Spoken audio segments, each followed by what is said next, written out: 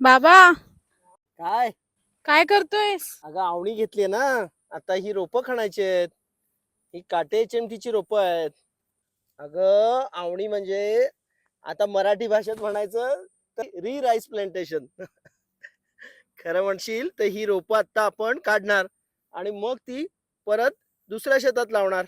आता काढताना रोपांची थोडी थोडी मुळं तुटतात, त्यामुळे परत लावताना त्यांना ताकद येते आणि मग त्याची वाढ चांगली होते.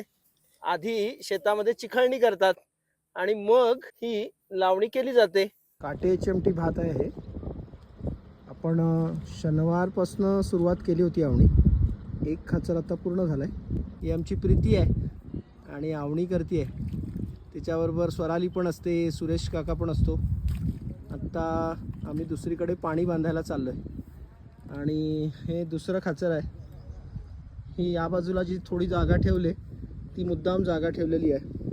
बांधापासून जे काही खेकडे असतात ते जवळ असतात जास्ती, त्यामुळे त्याला 1 फूट जागा सोडले आणि सगळीकडनं मधून पण आता जागा सोडणार आहोत. आता 2 ऑगस्टला आपल्याकडे लावणी महोत्सवाला येणार आहेत. लावणी किंवा आवणी महोत्सव आपण म्हणतो, त्याला लोक येणार आहेत.